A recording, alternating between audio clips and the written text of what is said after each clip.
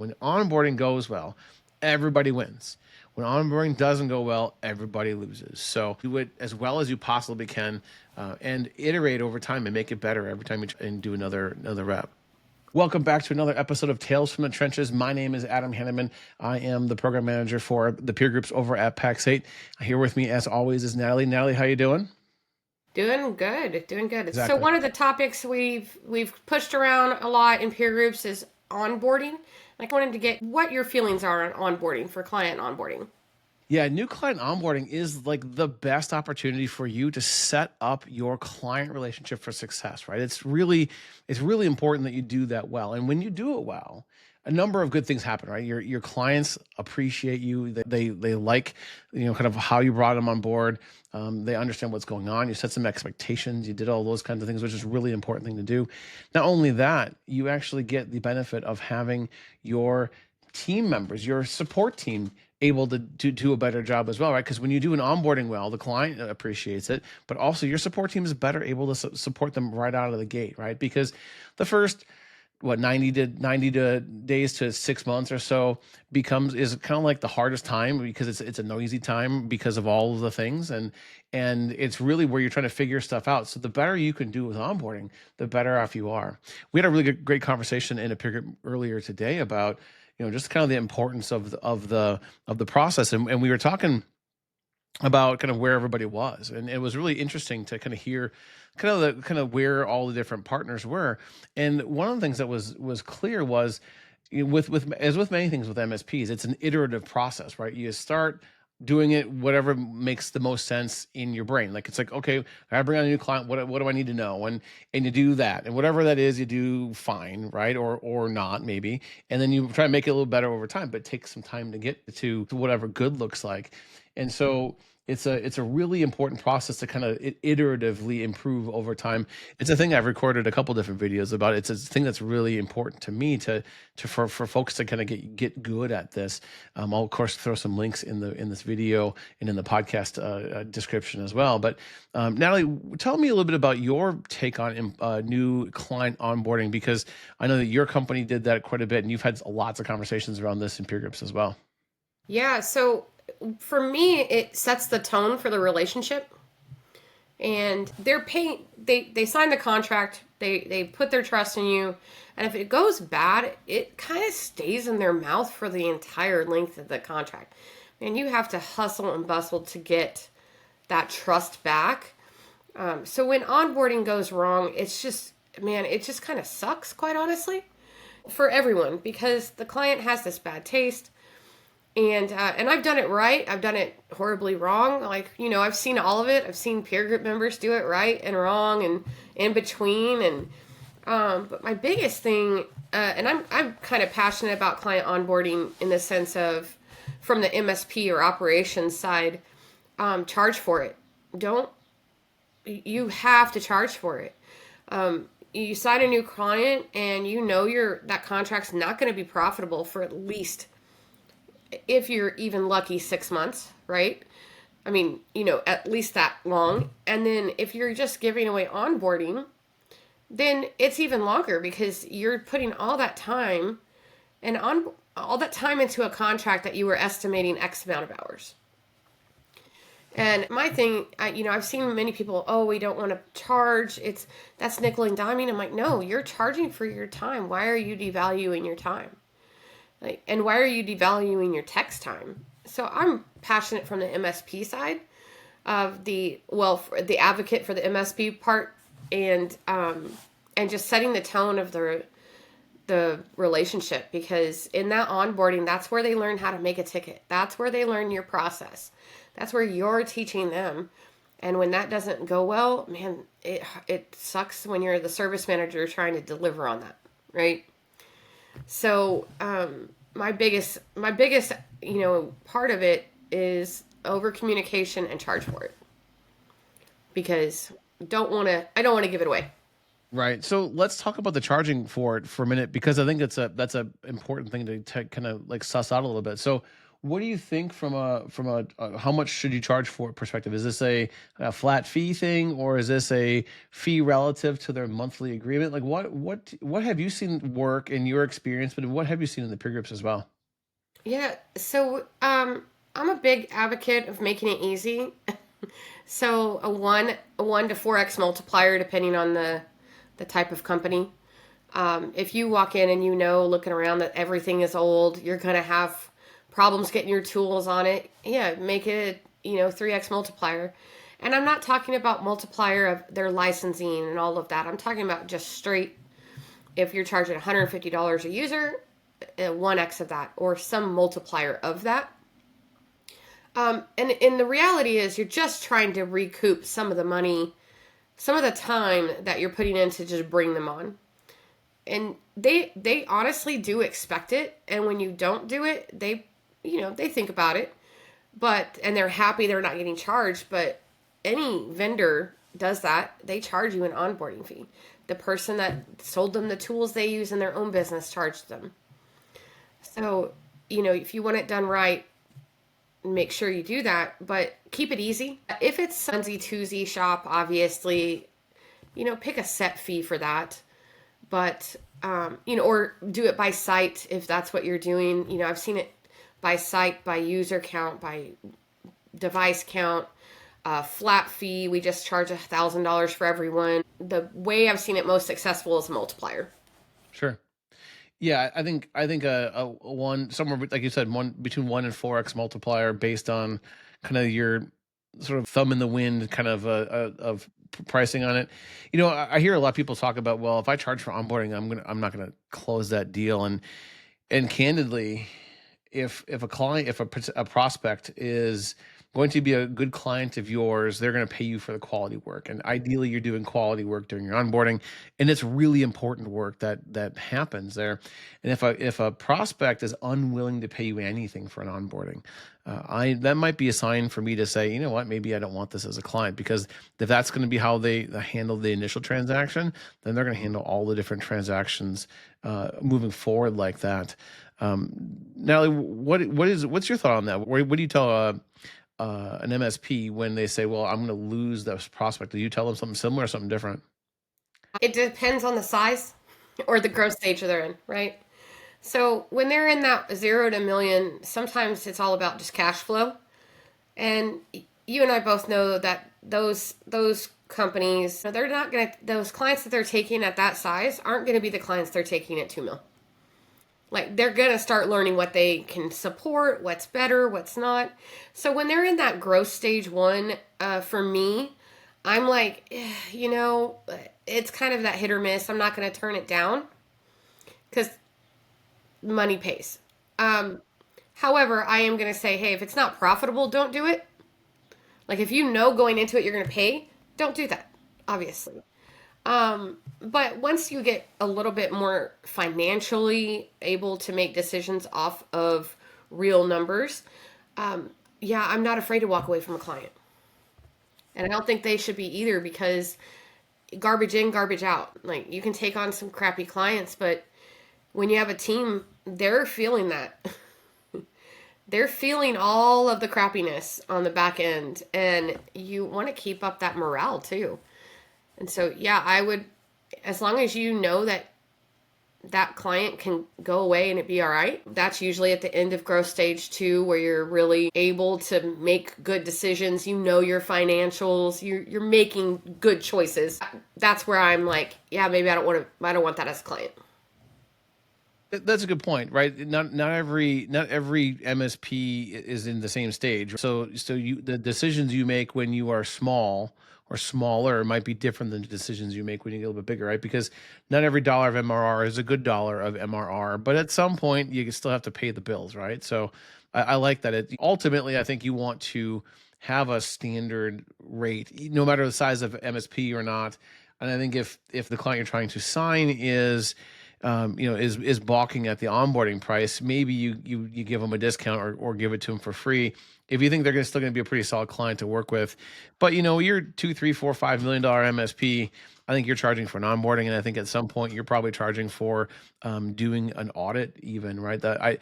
Especially if you're trying to go for larger and larger clients, right? A 10-person firm is probably not likely to want to pay for an audit, but a 100-person firm should probably be ready to pay for an audit, right? And presuming there's some value in your process. But yeah, the that onboarding thing, especially as you grow, needs to be something that's paid for, because, like you said, no matter how good you are at onboarding, you're going to take a little bit of a haircut the first few months, just because you're trying to get to know them and get to understand their business, right? It's that the first 6 months, the service they get from you is probably not the best service they're ever going to have, and it's going to be a little bit more challenging for you and your team to support them for those first few months. So doing onboarding well is really important. Like you said, a 10-person firm, probably not as big of a deal, but here's the difference is if you're going after a 50-person business to 100 to 150, their expectation of quality is much higher.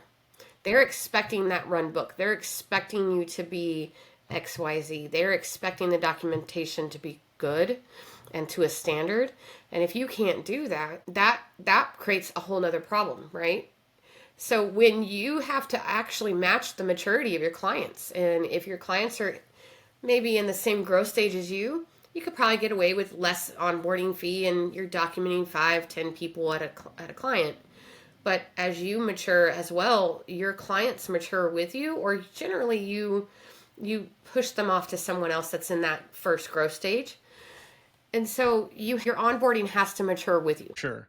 Yeah, I mean, I talk a lot about the kind of that business maturity mismatch. If you are more or less business mature than your average client, you're going to see different issues, right? That if you're more mature than your clients, you're going to be trying to pull them along and get them to get up to speed with all things stack, all things like, security. All those pieces are like a little bit harder to deal with. You're trying to convince them that the security thing is really important, right? On the flip side, if they're much more business mature than you are, they're probably running you ragged with, hey, it's our budgeting time of the year, and we need you to build out a budget for us and make sure you have all these things with real data and all of that stuff, which sometimes you're just not ready for it, right? And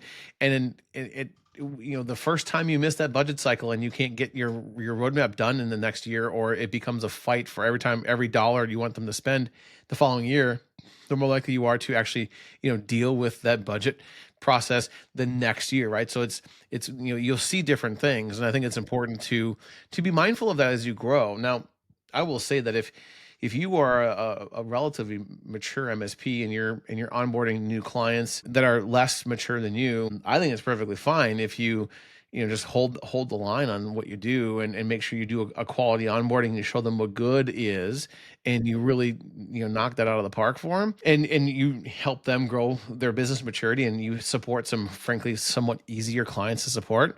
Not the worst thing in the world. But if we think about onboarding as like the most important first step with a brand new client, Natalie, what do you think?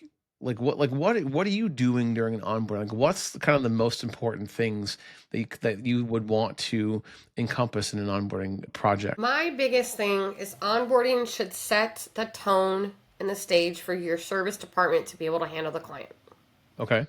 So the biggest things for me is making sure your tools are fully deployed. You can't get a clear picture of the client if you don't have your stack deployed.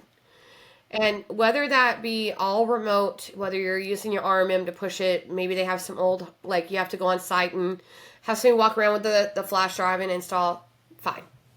But you have to have a clear picture of what they have in order for you to do any of the budget, any of that stuff. Hey, what do they need next? What's that? Mm-hmm. What's those professional service projects that you're going to have to get them up to speed, right? So that's my first thing. And my second is the documentation. You should have an SOP for your documentation, for your onboarding, and every client should have to hit that minimum standard. It cannot be where you onboard a client, you didn't get their ISP, you didn't get this, you don't have an idea who the contact is. Your service desk, the first time the internet goes down, they don't know who to call, they're calling the client. It just makes for sloppiness, in my opinion. So those two things, and it's not all the projects. It's not, hey, they need to be in Office 365 and they're at GoDaddy. It's not all of that. That's not onboarding to me. Onboarding is getting the documentation and the tool stack set up for success so your support team can then adequately do their job. Love that. Yeah, and to your point, having a solid SOP for what you need to collect, with the important pieces that are the most important things for you to pick up as it relates to documentation and things that to land in, whether it's technical documentation or it's passwords or whatever. Having that constant, consistent list over and over and over again. One of the things that I love to think about when it comes to onboarding and client documentation in general is that I like to really understand what systems are truly critical. Like Mm-hmm. what makes that client be up versus down, right? Like what does it mean for them to be up, right? Because some clients that do a lot of shipping, for example, rely on a label printer or probably several label printers. But some clients have some label printers they don't give a crap about, but they have them and they need them from time to time, but it's maybe not the biggest deal if their label printer is offline. So using this as just a kind of a random litmus test, it's important for me to think about what it truly means for that client to be up and running and make sure those things are appropriately documented. So that way, when a client calls in, then they go, hey, my label printer's not working. You don't go, yeah, whatever, we don't really care, when it's a client that ships out thousands of things a week, right? You want to make sure that you have an appropriate reaction based on what they're telling you. And if you don't capture that information during your onboarding, I think it's a miss. Yeah. We did, a lot of times we would either, you always have that client that has the VIP person or things like that. But what we would really discuss with them was a VIP event.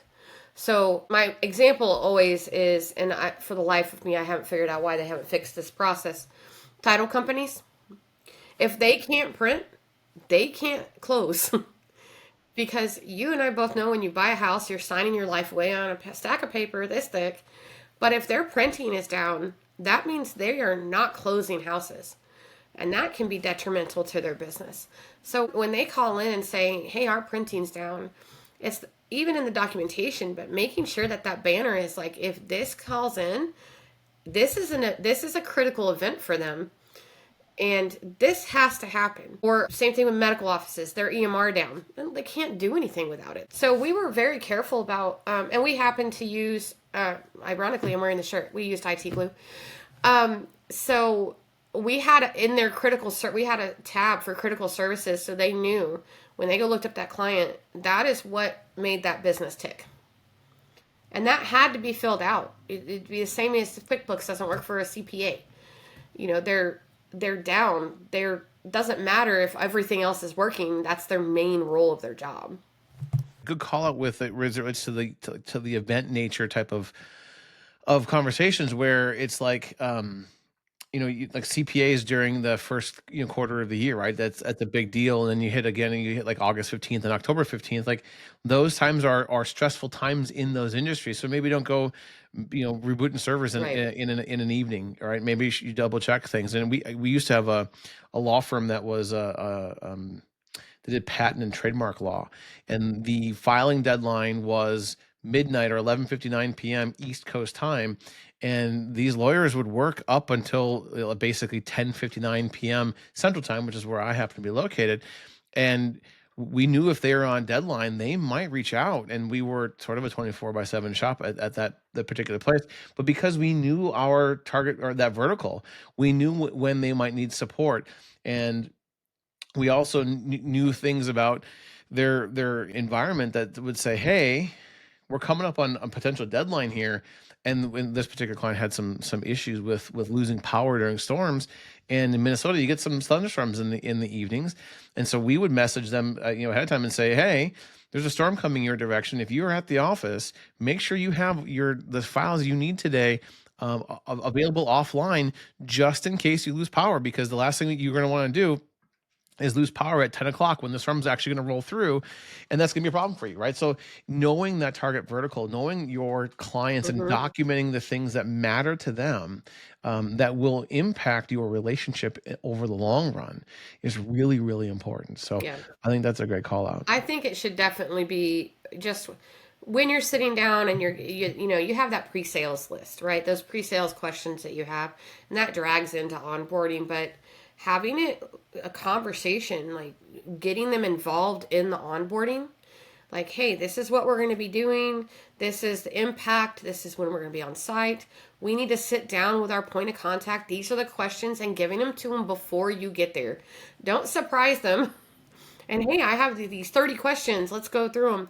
Let them do their, their work, their pre-work, and then go through the answers while you're there, throwing your tool stack on. But give them the same time that you want to be prepared. But bringing them into the onboarding, it's crucial because, like I said, you're setting that tone for the rest of the contract. Yeah, that communication side of the world is so vitally important. And when you think about onboarding, it's a project. And you think about, bringing in a brand new client and you want everything to go well. Well, the more you can do to be communicative and telling them about what they can expect realistically, and making sure that you are on the same page as early as possible and maintaining that same pageness as long as you possibly can is so much better. What do you think about the kind of that go live process, right? So let's say you've communicated all the way through, you're kind of ready to kind of do go live. At least that's what we used to call it. What does that process look like for you? So for us, go live was documentation was completed. Client was all set up in all of the different tools that we needed, as in like your PSA, your billing. We used to give a PDF of how do you get service and email it to them. And then sometimes we also, depending on a bigger client, we would do a Teams call with their employees and say, hey, let's go through this slide deck. Just making sure everybody knew how to get service, what's after hours, what, critical event processes. So for us, the go live was we made sure they were trained, we were trained, and the documentation was done. We did something similar, and I think that makes a lot of sense. I'm a huge fan of doing as much of onboarding on site and in person as possible. Now I know you can do things remotely, and I know that RMMs are pretty cool, right? And they're super powerful and all those things. But there is something to be said from going desk to desk, and I know it's old school, and maybe that's the case, but going desk to desk and shaking hands and getting those people you're going to be supporting comfortable with you as an MSP, and like have like a true partnership as far as those things are concerned, I think is really important. We used to send bagels or donuts or pizza, depending on what's going on, and like actually meet with the whole company as much best as we possibly could. Sometimes we would just like piggyback on their normal all hands meeting, or we'd have their own thing or whatever, and really just try to like be there and be like in person with each other, and make sure that we're able to really like do that well. So we think about go live, we kind of get through all of that. One of the things that I think it's important to call out too as it relates to onboarding is making sure you're able to invoice, right? Making sure that you know when and how you can invoice, and they understand how to pay you and those kind of things. Natalie, what were some of your kind of known good practices for that part of the onboarding process? Yeah, I mean, obviously we had tools in place for, they signed the quote, it's one, all of the conversions and things like that. But I've seen multiple owners in peer groups before and now not get that first payment before they start onboarding. And then 60 days down the road, they're still waiting for their onboarding fee. So just making sure you get that first payment, like that's a good test. Did you set them up in your billing correctly? Did you get them to be able to like log in? Hey, let's log in and take care of this. And I think that it's important to do, your onboarding fee due upon receipt. Like that's your first, everything else can be 15 days, net whatever days. But the onboarding fee is almost like a down payment. Like you're paying for that service. You want to set that tone with them. And you don't want to get 30 days in, you've spent 80 hours onboarding this client and you realize they don't ever pay you. Oh, for sure. Yeah, that could be a real big problem, right? And one of the things I really like to we did at my former place was really worked to um really work to kind of capture the ACH information or Mm-hmm. credit card information ahead of time, and we really set the tone that basically said, look, we're not taking checks anymore, right? And of course, if we declined that really only would pay us via check, we probably would take them. But for the most part, we just say, hey, we don't really do this anymore. So here's our ACH information, here's our Visa information. We don't really care which. Obviously, we did because we didn't want the credit card fees. But like, here's your two options. Here, pick one. And what we're gonna do is once we sign, we're gonna debit your account for the onboarding fee, and then every month we're just gonna do this on an ongoing basis. And again, this onboarding process is all about setting the tone and setting the expectations for both sides, right? And I always talk about this when we talk about project stuff, is that whole point of that statement of work and whole point of the project plan in general is to be on the same page and say, this is what we're doing, and this is what's going to happen. This is what you can expect from us and what we can expect from you. And this is what we're going to do along the way. And be very clear about it. And when you do this well, when onboarding goes well, everybody wins. When onboarding doesn't go well, everybody loses. So it's a process to do it well and do it as well as you possibly can, and iterate over time and make it better every time you turn around and do another rep. Yeah, you definitely want to, especially if you're in that growth stage 1, that smaller MSP, keep track of actually what you're doing so you can get better at it. And that doesn't just stay in that small MSP. I've seen big MSPs that still can't onboard. Like, it doesn't, but you want to take that process. It doesn't matter if the first few times it sucks. It really doesn't. But without having that process written down, how are you going to improve it? It cannot be up in your head. You need a checklist and just write it down. It could be basic. It could be on an Excel. Did I do this? Yes, no, yes, no. Either way, and then as you get your PSA developed and you have your project and all of that, obviously templates work really well for onboarding. But it's just, you've got to set that tone from the day one of making that client happy, and it just makes it easier for you and your service too. Absolutely. And and this is an okay process to morph over time, right? What your onboard process at sub 1 million is going to be different than different than 5. And one of the things I talk about with all of the MSPs, especially as they're a little bit smaller, is like, get good at this process now. Because if you get good at it now, whatever the process happens to be, in this case it's onboarding, but whatever the process is, if you get like legitimately good at it at an earlier stage, you're going to have it be better when you upgrade it at the next stage. If it sucks at stage 1, growth stage 1, and you're all of a sudden growth stage 3 and you haven't like fixed it yet, it's going to suck Worse. exponentially worse, right? It's going to be way harder to deal with. So get your ducks in a row early. Now, to that end, what I will do in this particular video is I have a whole couple of onboarding videos and some slides and some checklists and not exactly a project plan, but although I'm sure I could come up with one. But like, I've got some collateral that you can grab, and so I'll throw the links in the description of the video on YouTube and in the description of the podcast, and you guys can grab at least some version of this, maybe get you a little bit of a jump start. So with all of that, thank you all for kind of coming on this conversation with us. Natalie, thanks for your time today. And as always, if you are looking for a peer group, if you're feeling like your business is stuck, please check out a peer group. Now, of course, we would want you to check out our peer groups that happen to be over at PAX 8. Those links will be in the description of this podcast as well. But ultimately, a peer group is going to help you out, and a peer group will help you upgrade this process as well. So go out there, grab a peer group, level up your business, and make it a good one. Natalie, thanks for your time today. You're